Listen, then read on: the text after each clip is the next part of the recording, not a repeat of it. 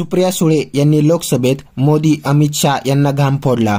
मोदी शाह 20-20 तास फक्त ED CBI income tax लावून दुसऱ्यांचे पक्ष फोडा, घर तोडा आणि आपला मोठा करा एवढंच काम करतात। नरेंद्र मोदी काँग्रेसमुक्त भारत करणार होते, पण आज काँग्रेसवाले काँग्रेसमध्ये कमी आणि भाजपमध्ये जास्त दिसत आहे। काँग्रेसचे नेते घेऊ घेऊ भाजप पक्ष मोठा झालाय, त्यामुळे भाजपची काँग्रेस कधी झाली हे समजलंच नाही। देशात महागाई वाढली आहे। जर भाजप नेत्यांना महागाई दिसत नसेल तर घरी जाऊन वहिनींना विचारा, त्या सांगतील किती महागाई वाढली। ये तो 2 करोड़ वगैरह तो 15 लाख का जुमला वो तो अभी बोल बोल के थक गए हम।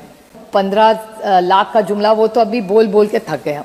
आरक्षण का आंदोलन महाराष्ट्र में हो रहा है। आंगनवाड़ी हमारी भगिनी वो आंदोलन कर रही है, डॉक्टर्स आंदोलन कर रहे, टीचर शिक्षक आंदोलन कर रहे, तलाठी की नौकरी का पेपर लीक हो गया, आंदोलन चल रहा है। पार्टियां तोड़ो, घर तोड़ो, अपनी पार्टी बनाओ।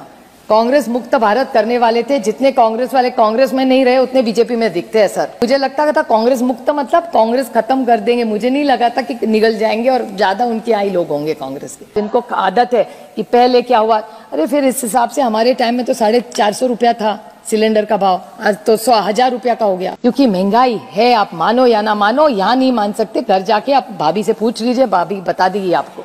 तो शायद ये ख्वाबों में रह रहे हैं। और गवर्नेंस इज कंटिन्यूटी, हर सरकार कुछ तो अच्छा करती है, ऐसा नहीं है कि सब सरकार का सभी गलत है, अच्छा तो सब करते हैं। लेकिन महंगाई के बारे में तो कुछ इन्होंने कहा नहीं। महंगाई का डेटा जब मैं बजट में बोलूंगी विस्तार से बोलूंगी, लेकिन जितने चैनल्स दिखाए उस दिन सर, बजट के दिन में सुबह हर महिला सिर्फ एक मांग कर रही थी सबको कि आपको बजट में निर्मला जी से क्या चाहिए, तो हर महिला सिर्फ इतना ही कह रही थी कि भाई महंगाई कम करिए, बाकी हमको कुछ नहीं चाहिए। सर आपने भी टीवी देखा होगा उस दिन। उसके बाद बेरोजगारी, सर बेरोजगारी तो डेटा ही बोलता है, मुझे और कोई बोलने की जरूरत नहीं है। ये तो 2 करोड़ वगैरह तो 15 लाख का जुमला वो तो अभी बोल बोल के थक गए हम। नौकरियां तो हो नहीं रही। कितनी सारी बड़ी कंपनीज आज भी है सर जो 1000-1500 लोग निकाल रही है, बहुत सारी। आप यूनिलीवर जैसे बड़े बड़े कंपनीज देखिए सर, उनका फोर्स कम हो रहा है। क्यों हो रहा है? इसकी तो कोई बात हो, चर्चा हो, लेकिन वो इसके बारे में कोई नहीं बोले जा रहा है। और जिस राज्य से मैं आती हूँ सर, महाराष्ट्र में बहुत सारी चीजें हैं जिसमें बहुत सीरियस चर्चा होनी चाहिए, और बहुत सारा अनरेस्ट उस राज्य में आज है सर। सर मैं गिनवाती हूँ आपको, आंदोलन किस किस में चल रहे हैं। आरक्षण का आंदोलन महाराष्ट्र में हो रहा है।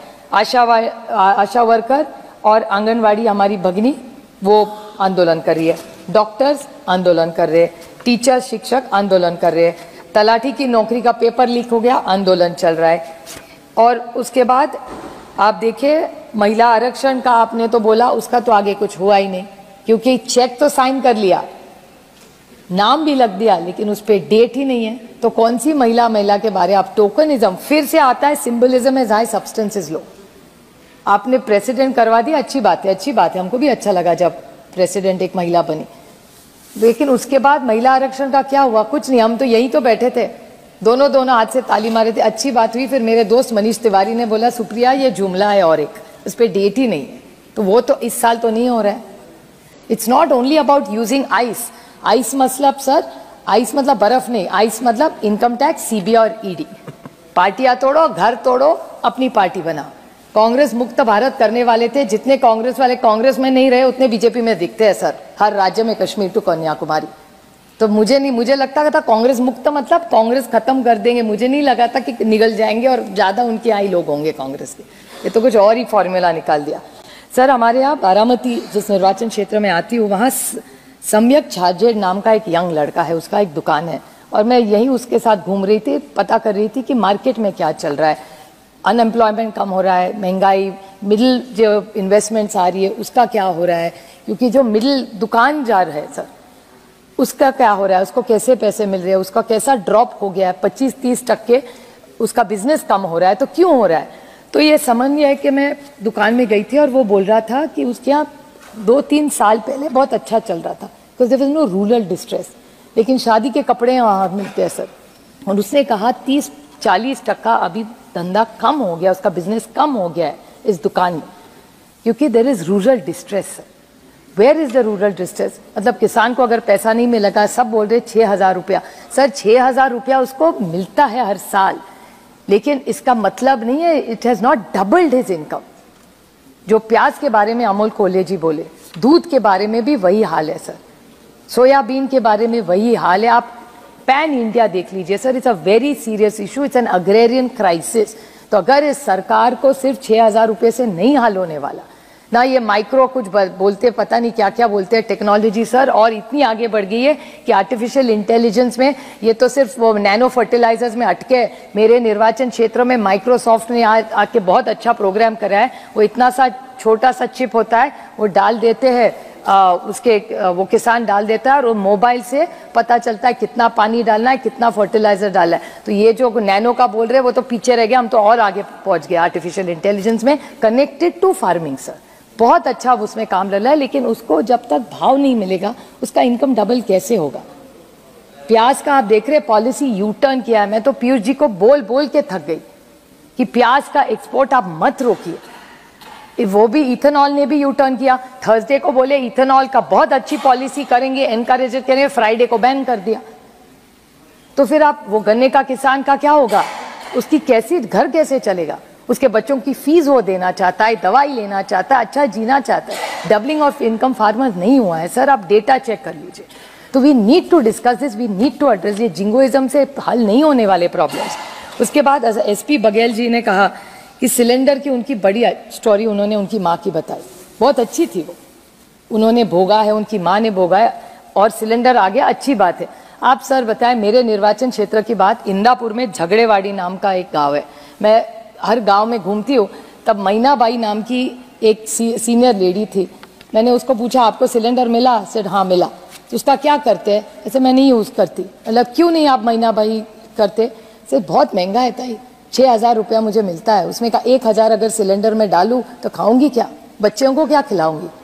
तो आज आप मानो या ना मानो सर, वो कह रहे थे उनके भाषण में एसपी बघेल जी कि महिलाओं को बहुत अच्छा चल रहा है। सर आप इंडिपेंडेंट आप देख लीजिए, और मैं गवर्नमेंट को भी रिक्वेस्ट करूंगी कि आप पता करिए कितने सिलेंडर रिफिल होते। उज्ज्वला योजना, the intent of the government may be very good, I am not taking it away from the government, but refill कितने होते हैं। और मैं 10 साल, इनको आदत है कि पहले क्या हुआ, अरे फिर इस हिसाब से हमारे टाइम में तो 450 रुपया था सिलेंडर का भाव, आज तो 100,000 रुपया का हो गया। तो महंगाई तो बढ़ी ना, और सो क्या हो गया फिर। और आज आप देखिए, आप आशा वर्कर के मीटिंग में चले जाइए सर, मैं खुद हर आशा वर्कर और आंगनवाड़ी सेविका, जब उनका आंदोलन चल रहा है, उनको 10 बार मिल चुकी हूँ। मैंने पूछा आप चूल्हे पे खाना पकाते हैं कि सिलेंडर से? तो आधी बोली मिक्स करती है, क्योंकि हस्बैंड भी है, दोनों मिलके करते हैं तो जल जाता है। लेकिन जो अकेली महिला है वो नहीं कर पाती सर, क्योंकि महंगाई है। आप मानो या ना मानो, यहाँ नहीं मान सकते, घर जाके आप भाभी से पूछ लीजिए, भाभी बता देगी आपको कितनी महंगाई बढ़ी है इस देश में।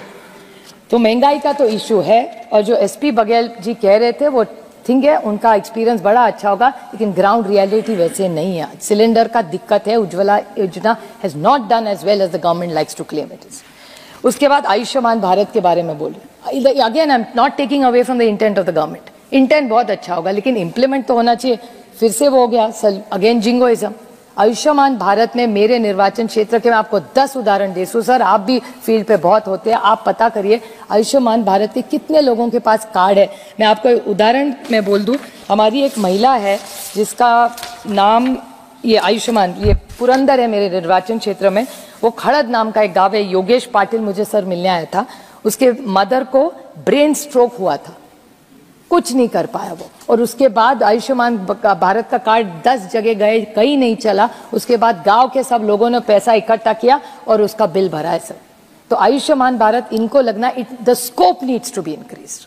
तो जस्ट 10 हॉस्पिटल करके सब नहीं होने वाला सर। और जो आप मदद कर रहे आंगनवाड़ी और आशा बहनों को, वो अच्छी बात है, उसका मैं स्वागत करती हूँ, लेकिन वो स्कोप अगर बढ़ा चाहिए। तो जो पेंशन भी देते हैं ना, नहीं तो उन महिलाओं की मांग है। आज सुबह आप याद होगा सर, क्वेश्चन आवर में क्वेश्चन था, उसमें उन्होंने सोशल सिक्योरिटी इंश्योरेंस के बारे में आज स्मृति ईरानी जी जवाब दे रही थी आंगनवाड़ी में। तो आंगनवाड़ी में हमारी एक सुझाव है सर कि अगर आप पेंशन दे रहे तो हस्बैंड एंड वाइफ दोनों को दे दीजिए। क्या होता है, आंगनवाड़ी वो हमारी जो भगनी, उसका जब एक्सीडेंट होता है तो ही फैमिली को मिल जाता है, लेकिन उसके पति का अगर एक्सीडेंट हो तो उसको कुछ नहीं मिलता, वो अकेली रह जाती है। तो why not, this is a suggestion I am making to the government कि अगर आंगनवाड़ी और आशा वर्कर्स को आप ये पेंशन दे रहे तो जहां जहां उनके पति है दोनों का फैमिली का करवाइए, तो दोनों में से किसी को भी अनफॉर्चुनेटली एक्सीडेंट हो जाए तो न्याय वो औरत अकेली ना रह जाए. That is my only suggestion to this government. So I will be really appreciating if they look at it sir. और इतना रेलवे का अच्छा बोलते हैं ये, आपको पता है सर, ये जो सीनियर सिटीजन है इस देश के, सब सीनियर सिटीजन का जो कंसेशन था वो कोविड के टाइम में बंद किया था, आज तक चालू नहीं हो रहा है. तो ना पेंशन उनको मिल रहा है, ना उनको ये रेलवे का बेनिफिट्स मिल रहे हैं. तो क्या करेंगे इस वंदे भारत का? बस जा रही है ट्रेन जोर जोर से सर. और ऑक्यूपेंसी कितनी है वंदे भारत की? मेरे निर्वाचन क्षेत्र में 4 चलती है sir. Occupancy is negligible. I urge the honorable railway minister who is doing a very good job. But अगर आप जितने वंदे भारत चलाएंगे अच्छी बात है, लेकिन उसके साथ गरीब रथ भी चलाइए सर. और स्टॉपेजेस चाहिए. उनको बहुत लगता है कि एफिशिएंसी बढ़ रही है, लेकिन एफिशिएंसी किसके लिए बढ़ा रहे हैं आप रेलवे की? अगर वो गरीब है, शोषित है, पीड़ित है, वंचित है, वो अगर स्कूल नहीं जा पाएगा, वो किसान नहीं जा पाएगा, वो लेबर वहां नहीं, उसके लिए ट्रेन रुक रही है, तो क्या करेगा उस ट्रेन का? बस देखता रह जाएगा वंदे भारत जा रही है. ये गरीब रथ आप नहीं बढ़ा पाएंगे. हमारी मांग है सर, ये स्टॉपेजेस बढ़ाइए और गरीब रथ भी बढ़ाइए. देश ये गरीब देश है सर. और आप, एक तो मुझे बहुत कॉन्फ्लिक्ट हमेशा होता है. पिछले साल भी मैं बोली थी, आज भी मैं वही बोल रही हूँ कि 80 करोड़ लोगों को आप खाना देते और यहाँ आप बोल रहे इतने सारे लोगों को आपने पॉवर्टी से बाहर कर दिया. तो ये नंबर क्यों नहीं बदल रहा है? अगर 80 करोड़ लोगों को कंसिस्टेंसी आप अनाज दे रहे तो then nobody has come out of poverty sir. It's a contradiction. अनाज दे रहे अच्छी बात है, उसका स्वागत करते, लेकिन एक बार आप बोल रहे कि पॉवर्टी से बाहर बहुत सारे लोग लग रहे. So then how it doesn't match. पिछली बार भी यही नंबर था, आज इस साल भी वही नंबर है sir. So this is a contradiction. This government is full of contradiction sir. One more major point sir, हमारे महाराष्ट्र में जो अब सबसे ज्यादा चल रहा है वो है मराठा, धनगर, लिंगायत और मुस्लिम समाज के आरक्षण का विषय बहुत चल रहा है सर. बहुत लड़ाई हो रही है. और मेरे ख्याल से अभी आपके 200 एमएलए है और यहाँ 300 एमपी सर. एक सेशन बुला के अगर इन सबको न्याय देना अगर सरकार चाहे तो 1 मिनट में कर सकती, लेकिन कर नहीं रही. फिर वही आंदोलन कर देता है, फिर उनको बुलाते हैं. और कॉन्ट्रडिक्शन वहां भी है सर. Again jingoism. मराठा समाज को उन्होंने दे दिया, फिर धनगर समाज को आपने क्यों नहीं दिया? और मराठा समाज को जो जीआर निकला है, it is not getting implemented.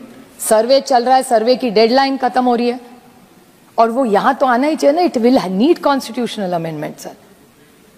तो आरक्षण के मुद्दे ऐसे ही चले रहेंगे. गांव गांव में सर आज आंदोलन और मोर्चे लग रहे. Who will address this sir? So it's not as rosy as it looks. Every government does good work, but you have to address major issues. So these are some issues I will expect to get some clarity on. I am not saying who will win. वो तो voter decide करता है sir, हम नहीं यहाँ decide करते. The voter is king. वो decide करेगा कौन कहाँ बैठेगा अगले time. But you have been very kind to us in the last 5 years. I am going to speak again on the budget. Thank you. So there is one more chance for me to speak before. But I appreciate all your patience and I urge the honourable government to be very empathetic. Leadership is not just about being affirmative. You have to be decisive, which is appreciating, but you have to have empathy and you have to have compassion when you lead the country, sir. Thank you. Santosh Chavan म्हणतात, एक मन आहे, गाढवापुढे वाचली गीता, कालचा गोंधळ बरा होता, यांना काही फरक पडत नाही. यांच्यासमोर बोलणं म्हणजे दगडावर डोकं आपटणं. साहेबराव शेवाळे म्हणतात, शेतकऱ्यांचे प्रश्न चांगले मांडले, धन्यवाद ताई. बीजेपी खासदारांचे तोंड बांधलेले आहे मोदी साहेबांनी. पुष्पा दुर्गडे म्हणतात, मोदीपेक्षा महाराष्ट्रातील जनतेच्या फायद्याचं भाषण केलं. भ्रष्टाचार खपवून घेणार नाही, लपून घेणार आहे. जयसिंग सलोखे म्हणतात, सुप्रियांचे उत्तम भाषण, पण उपयोग नाही, कारण ईव्हीएममुळे मोदीच पंतप्रधान होणार. एकदम बरोबर बोलत आहे. बीजेपी महाराष्ट्रामध्ये पुणे मधल्या कंपनी गुजरातला घेऊन जातात, हे सुद्धा बोलायला पाहिजे होतं.